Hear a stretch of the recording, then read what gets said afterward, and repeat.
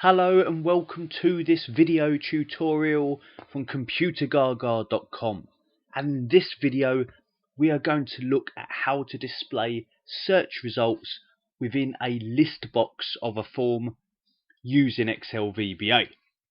And let's look at the scenario we have here. So on this sheet I have a form, a kind of entry form, and the users of this spreadsheet will enter the ID of a product, for example ID 23, and then some VLOOKUPs returning information about that product from this stock data sheet. And that's all lovely. You know, they can enter a quantity, it all works lovely. But let's imagine that the users don't always know easily the ID of these products. So what they can do is click this advanced search button on the right. That opens up this form. They can then type in some keywords like the word chocolate and press the search button. That will then search for all the products that have the word chocolate in their name, and you can see them listed down here. Now there's only one in this example. I've not got that big a list here, unfortunately, but it would list them all in there. They can then select that product, click add product, and it adds it into the list. They can then put in their quantity. So that's what we want. We want to be able to quickly search for information using the user form, and we want a list box to capture the search items. So let's have a look at how we can do that.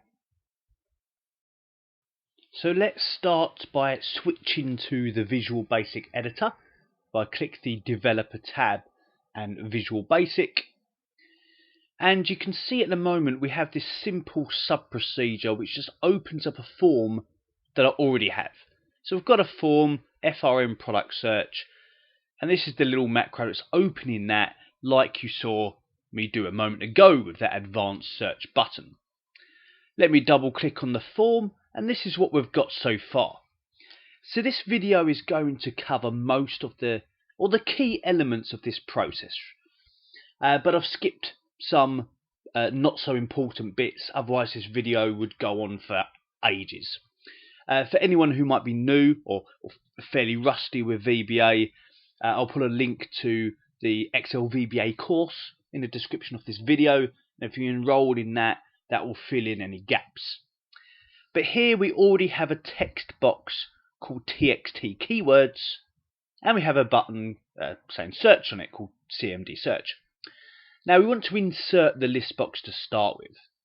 So using the toolbox on the left here, I'm going to click the list box button and just roughly draw it onto this sheet. I will keep it rough, you know, it's not going to be the most perfect form around. I want to take the odd shortcut, so as I say, this video is not too long.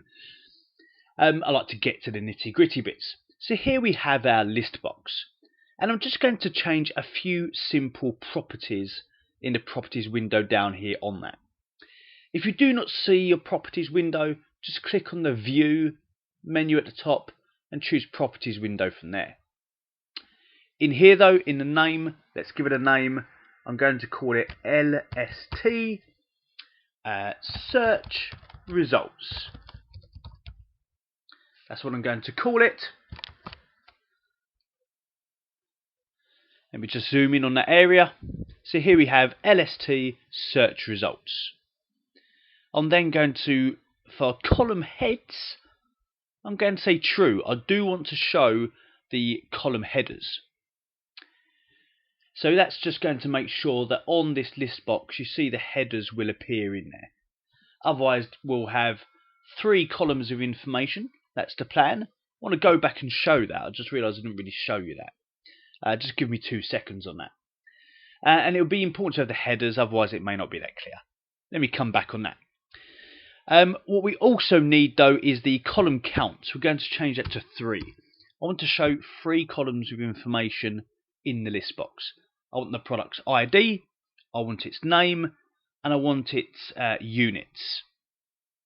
So if I just switch back there in a second, I'll show you what I mean.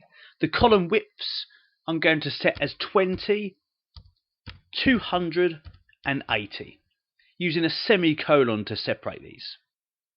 Now these widths have already been pre-planned, so I'm not messing around too much during the video. These should be more than adequate for the information that's going in them. 20 for the ID, it's just a small number. 200 for product name, it's a bit larger. 80 for the units. So 3 columns of information, headers. I've got a name, LST search results. Okay, so a few basic properties have been added to that list box. Let me just take this opportunity to close down this editor window for a moment and show you what I mean. When somebody presses advanced search, it opens at that form, they type in the keyword. Now what I want on this stock data sheet as it looks for them are these 3 columns to show in the list box. That's why I've got 3 columns. ID 20 wide, name 200 wide, quantity 80 wide. That's what's going to show. Now I'm going to be using this product search form at the bottom to show the information. This is where it's coming from really. A little bit more on that in a moment. Let's just go back to the form for now. Let's not jump the gun too much, because we also need a button down here. Now I'm just going to copy the button I've got, then I know it's the same size and it all looks consistent. I'll just click and drag the button I've got while holding down the control key on the keyboard. Let's position it about there.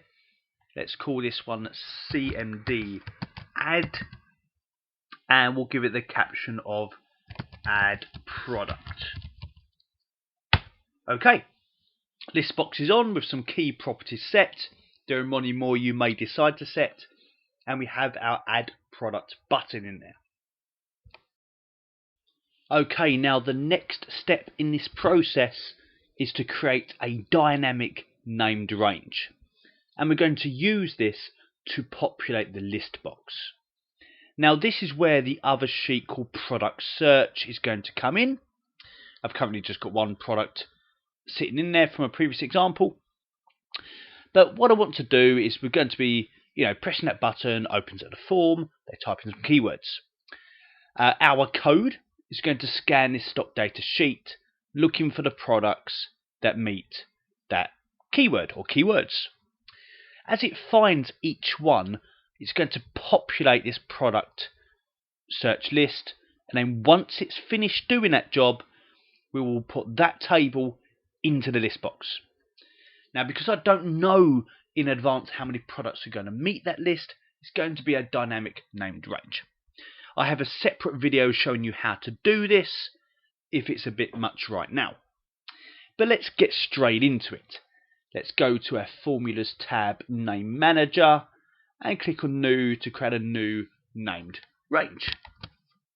And what I'm going to do is give this named range the name of search results, because that's what it's going to contain. And then we're going to put in a formula down the bottom to make it dynamic. I'm going to use the offset function here.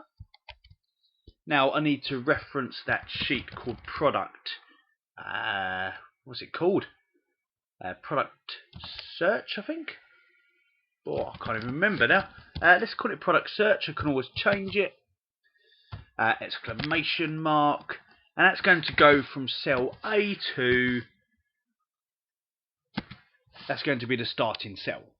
So cell A2, ignoring the headers in row 1 there, is the first cell of this dynamic list. I'm ignoring the headers because remember in the list box I chose to turn on column headers. So I don't want to capture the column headers in the named range.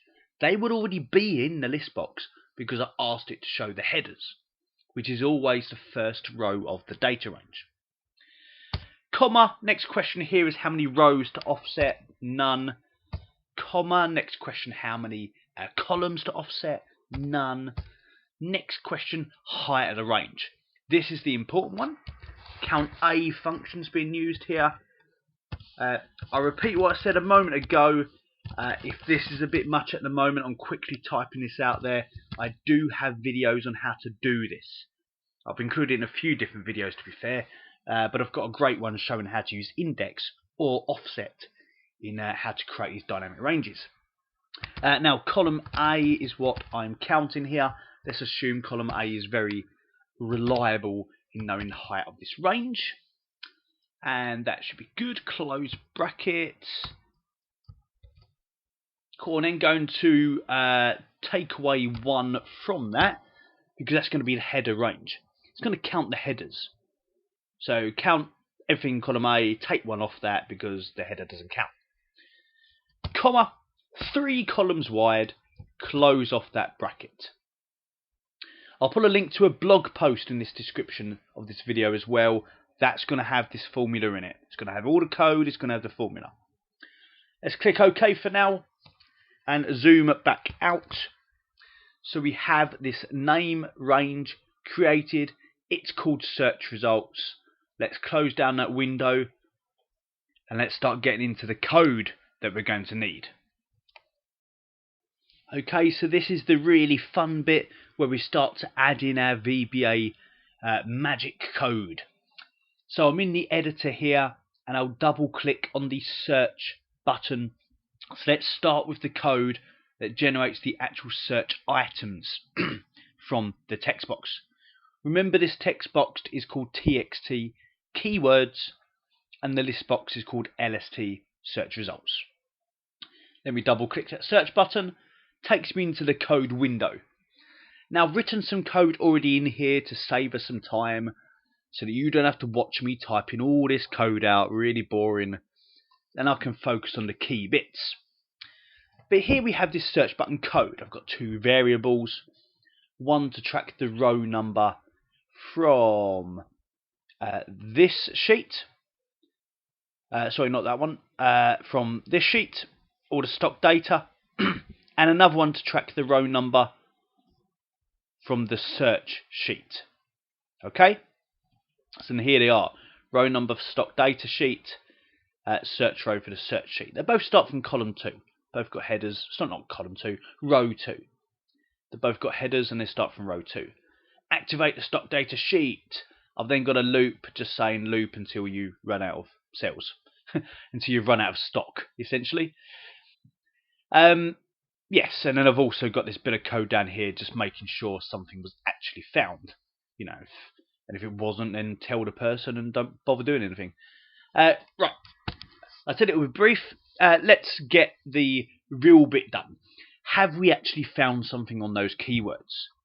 So we're going to use an if statement, and I'm going to use the in-string function. Really good function. Really good function. It's a little bit like the find function in Excel, where we're just going to check if some keywords were present. Open bracket for in-string. Let's start from character 1. Let's start this search from character 1. String 1. Now this is going to be the value on the stock data sheet. I'm going to use the cells object. I'm a big fan of the cells object. And the row num variable that's got the row that I'm currently checking. Column 2, because column 2 is where the product name is. And if I just minimize that for a second. So I'm just talking about here, yeah. Stock data, I'm looking down here, row num. So look down the rows. Column 2, does the name of this product have the information in it? Right, close bracket, dot value, comma. So that's one string. The other string is what somebody wrote in TXT keywords. So let's put TXT keywords in. That's the text box, dot value, comma. Final question here is asking if we want to, because it's optional, to put the methods of comparison in. Now I want to put VB text compare in there. So I'm going to double click that. And what that means is I'm saying I don't care about case. You don't have to match the case. Like if it's an uppercase letter or a lowercase. I'm not interested in being that precise with the match. Whereas you can be. I'm making sure we're not. Close bracket is the number greater than 0. If it finds something, it will return its position in that string, i.e. it returns a number. So if it's returned something, a number bigger than 0, then there was a match. That's what I'm saying. So then, let's put in end if, Let's put it in again. And if so, if there was a match, I want to add it into that product search sheet. Let's quickly remind us. Look, the sheet's called product search.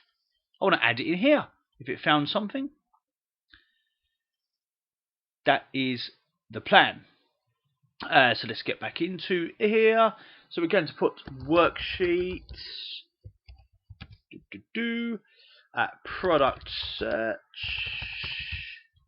Let's make a capital P. That kind of stuff frustrates me. Cells. Now this is going to be search row. So that's our other variable tracking the row number for this sheet. Comma 1 dot value is equal to cells row num. This has come from the stock data sheet. It can be difficult to keep track of this stuff. That's why I mention it. I'm going to take a copy of that and I'm just going to paste it in 2 more times and change it to column 2 and column 3 and column 2 and column 3. And yeah, we could simplify this code with variables, or I could put a with construct for the worksheet here, so I don't have to say it 3 times. You know, there are other ways of putting this. It's a bit quick and dirty for now, but then there's only 3 of them. Is it really that bad? I don't know. You may say it is.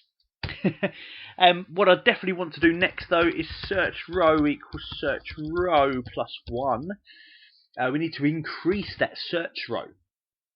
So if we have found something, add it in there, increment the search row, so that if we find another one, next one goes in the next row. And after the if statement, we need to increase the row number. That's what we need to do. That's always increasing regardless of whether you found something or not. You're always looking through the entire list. That is what we're saying. Okay, right at the bottom of the code, very important final step here is to put LST search results. Remember, that's the name of the list box. Dot row source is equal to the named range we created, which we called search results. Everything's called search results. So the list box, the row source of the list box is equal to whatever the dynamic named range, which is picking up everything that's found in that product search list. You know, assign it to the list box. Populate the list box with the dynamic range data from search results. Okay, that is that bit of code done. That should be working fine.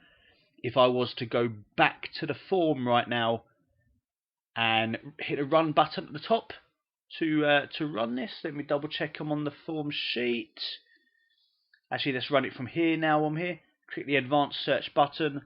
And if I was to type something in and press search. Okay, I've made a mistake. And because I copied it, I made it 3 times. Just missed the R out of search row there. Let's try that again. Let me close down this window. Yes, stop the debugger, please. Press the button. Let's go again. Search. And here we go. So it successfully populated the list box with everything it found with those keywords. Final step now is we need some code so that if I select something and I press add product, it adds it into that form. Okay, so we're back in the Userform screen, and if I double click on the add product button, it takes us to the code for that button. So underneath I've got the code we finished a moment ago. Now we have some pre-written code in here. A couple of variables again.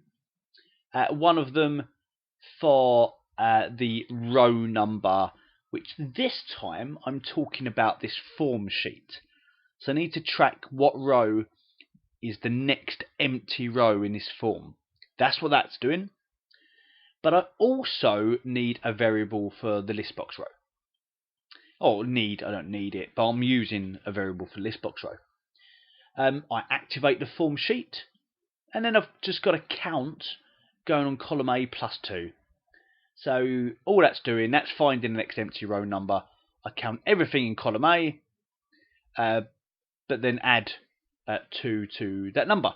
So the next empty cell is row 6. I count in column A says there's 4 things in column A, plus 2 is 6. It's just a quick way of identifying the next empty row in this example. Your forms, your examples may well be a bit different, and there are many different techniques. Unload me to close down the form when we're done. Now, what we do need in this little bit is we need to add 2 lines of code. Now, one of them is using the ListBox row variable. ListBox row variable. We need to assign to it, and yeah, we're assigning the row of the ListBox. So when somebody has made a selection, what did they select? What one was it? If there are 5 things in that ListBox, what one of the 5 did they choose? Now for that, LST search results, that's the name of our ListBox. Dot list index, using that property. There's lots of different techniques for finding this kind of information out. I'm using list index. And then I'm putting +2. Now this might be a bit confusing. I don't know. But the index number of the list box will start from 0. It doesn't start from 1, it starts from 0. So if I've got 5 items and I select the 5th one, it's actually the 4th one in their eyes. Now I've also got to take into account the header row. So I'm ultimately going to use this information to grab the data from this sheet. And there's a header at the top of that. So, you know, if there's 5 items, somebody chooses the 5th one, I want it to mean that it's the kind of 5th one here. But knowing that list box starts from 0, I have to add one onto that. Also have to add another one to cater for the header row. Now I hope that's clear. I know it might be a bit confusing, but it does the job here. You can trust me on that. The list index +2 to it, that's the list box row. Or as we would like to deem it anyway. Now I'm already on the form sheet, so I don't have to reference it again. Cells object, row num. Remember that's what we're using for the row number of, I don't want no speech marks, for the row number of this sheet.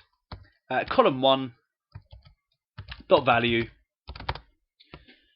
is equal to worksheets. I do have to reference this one, product search. Dot cells. This is where list box row is coming in. That variable's tracking that row number for us. Comma 1 dot value. Easy as that. That's the only one we need. Remember, we've got VLOOKUPs returning information about a product. All I've got to do is get its ID in there. So although I showed 3 columns of information in the list box, there's only one that I care about, which is the ID. So that is that button done. I would just like to scroll to the bottom of this code to show that I do also have some code for the Initialize event of the Userform, which just sets the focus on TXT keywords, saves users having to click in it, and clears any content from previous searches. The product search form gets cleared, A2 to C100, a bit excessive there. There are many ways of doing that. Just clearing it out so that you don't have the old search when it's all done. So I've added those 2 in. That should be us done. Let's close that down and let's give it the real test like we saw at the start of the video. Let's press the advanced search button and search for something like Louisiana. There's a good chance I've mistyped that. Let's find out. Let's click search. Hey, we're in. There are 2 products. If I choose the second one, the okra, and add product, in it goes to the next line of the form. Then I can put in some quantity, and on we go. Press advanced search. Chocolate. Only one of them. Add that in. Next row of the form. Or I could just type in the IDs. 5. Yeah. And do it that way. So there we go. This video showing you how to populate a list box with search results using Excel VBA. I hope you found this video useful. Please check out some of our other videos on our YouTube channel. As I said, I'll put a link in the description of this video to some other videos that might help out with bits we've done here, and to our online VBA course. Yes, please check us out on our YouTube. Check us out at computergaga.com. Thank you for watching.